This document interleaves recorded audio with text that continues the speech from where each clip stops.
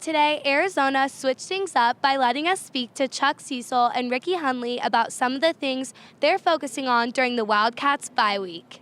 Play hard, play smart, play tough, and things happen, and it's just that sometimes you want to get out of playing against yourself and playing the other team. You just want to be able to play the other team, and so those are the things that we have to clean up, and I think it just comes with time, and I think, we're a lot closer than you may think.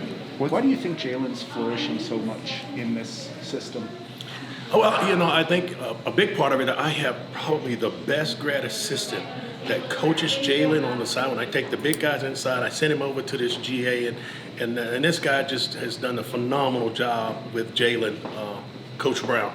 And so he, Jalen is very coachable. Jalen is very smart, and Jalen is willing to do the disciplined things and the small details that it takes to be good. Who's the grad assistant? Coach Brown. Okay. Coach Brown. Okay. You send him out that way? Yeah, he's zero tolerance too.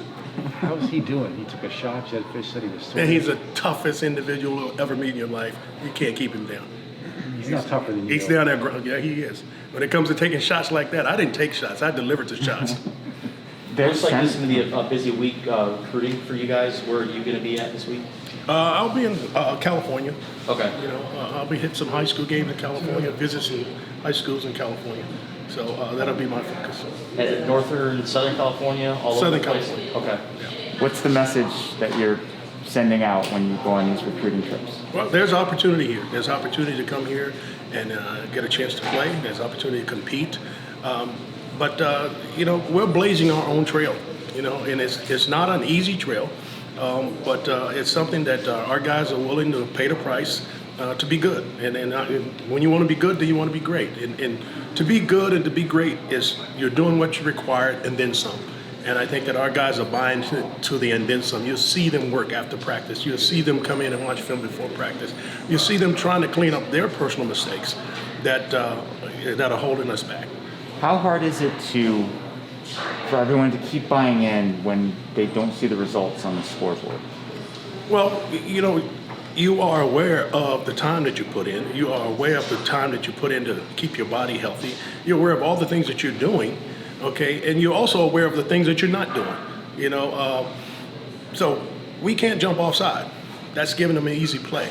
You know what I'm saying? We can't give up a big pass. We can't give up a big run. So, the fundamentals of staying in your gap and making the play when it comes to your gap, that's big. And it's just like in NFL.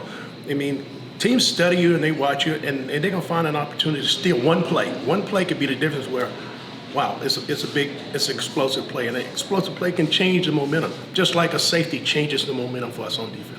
Did you notice any difference with the offensive line in practice heading into the Oregon game? Because obviously they played a lot better, easily their best game. Well, we practice against the offensive line every day, and you see it when they're sustaining their blocks longer. They're moving their feet, and you feel it, you see it, you see the energy, just the confidence that the guys play with, and that comes with just playing together. They play together. They played together so much better last week, and I think it's probably one of their best practices they had going into that game. The missed tackles obviously have been a problem. And especially with my guys, it's a personal thing. It's personal. It's just something it's so funny having been in the NFL for so long. Tackling is kind of like generally accepted. You're gonna tackle.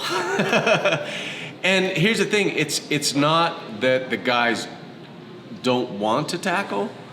It's sometimes it's how to go about it. It really is something that's practiced, and just practicing tackling techniques and approach angles, and it's all about geometry. So just something that you have to work on and be aware of, and hopefully gets better moving forward. That's the plan. On that play that Oregon had at the first series specifically, what would you like to have seen your guys do differently on that post route? Well, both of my guys missed it on that. Again, I think JY, I kind of understand because he was almost knocked out of his hands. But the biggest thing there is just to go and wrap tackle the legs. It's a very simple technique, and it's virtually undefeated.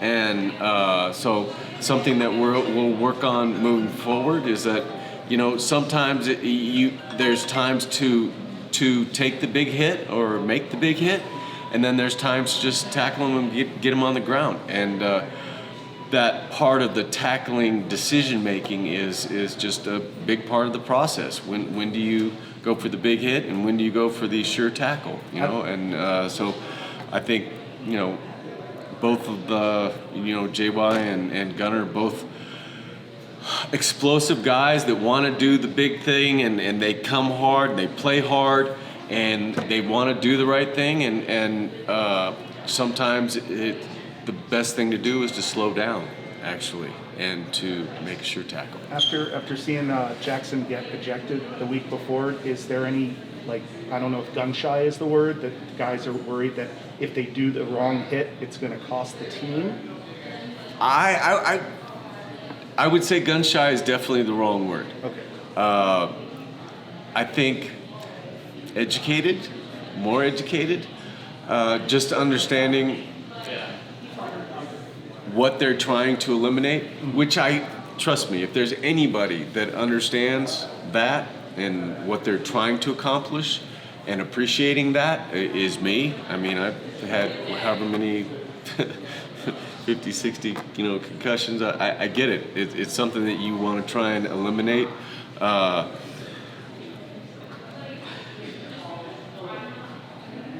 But there's ways to get around it, as far as, you know, don't go high.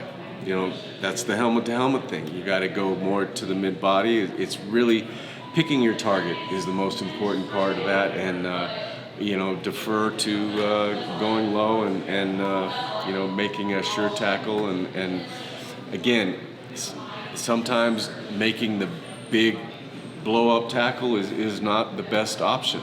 So figuring out when those times are good and when they're not is just part of the learning process. So when you're going to meet with recruits, what's your pitch? What do you tell them about the University of Arizona? Well, I tell them what I know. Like, there's no better place to go to school. I mean, I went to school here for 5 years. I got the red shirt and should have stayed for 6 if I could have, knowing then what I know now. But I mean, it's a great place to go to school. And now a great place to play football. So those two things together, I mean, it's the lowest dropout rate in the Pac-12 of the student body, not just of athletes, of the student body for the longest time. I don't know what the COVID numbers are now and what have you, but before that, it was always the lowest dropout number, because once the kids get here and get on campus, they don't leave, because it's fantastic. I mean, the 9 months that you're here, the weather there's no better weather on the planet. And then the whole, just the social atmosphere of the campus is literally second to none. And then the fact that, oh, by the way, just a little side note, if you want to get a great education, it's available here as well. And the business school, as good as it gets. The med school, as good as it gets. I mean, the astronomy, you know, I mean, you name it, it's here, and it's for them, and it's available. And so, is it hard for me to tell kids to come to University of Arizona? Are you kidding me? I mean, my life is a fairy tale. I'm almost 57 years old. I've never had a job. I'm almost 57. I mean, if there's ever a fairy tale life, it's mine. And it started here at the University of Arizona, and it's because of the University of Arizona. So, is it hard for me to tell kids this is where they want to go? No, not at all. I mean, this is the best place there is. Come on down, join in. And now, oh, by the way, Jed, all I know in my life is football. That's all I've done. I've done it in the NFL, I've done it in college. Here's the deal. I know what it is. I know the good, I know the bad, I know the ugly. I've seen them all different ways. Coach Fish knows what it is and knows how to go about it and was going to get it done. He is not here to win a couple games. He's here to win a couple championships, a lot of championships, mega championships, okay? That's it. And that will be done. That will be done. That's why I came back, and that's why I'm here, okay? The University of Arizona has never won the Pac-10, now the Pac-12. I'm not leaving until that happens. The Wildcats keeping up with number 3 Oregon gave the team a confidence boost. Cornerback Isaiah Rutherford tells us how Arizona is building off of that performance this week in practice. How would you assess your play so far this season?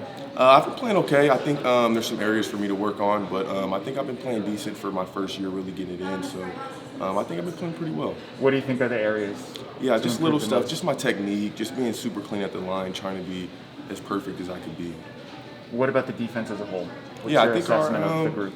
Yeah, I think our defense is playing well. We have a couple explosive plays that we wish we can get back, stuff like that. But as a whole, I think our group has been doing pretty well, and just playing complementary football, helping out the offense helping us out. So stuff like that. Go ahead. I'll say, what was the biggest difference defensively for you guys this past game versus NAU?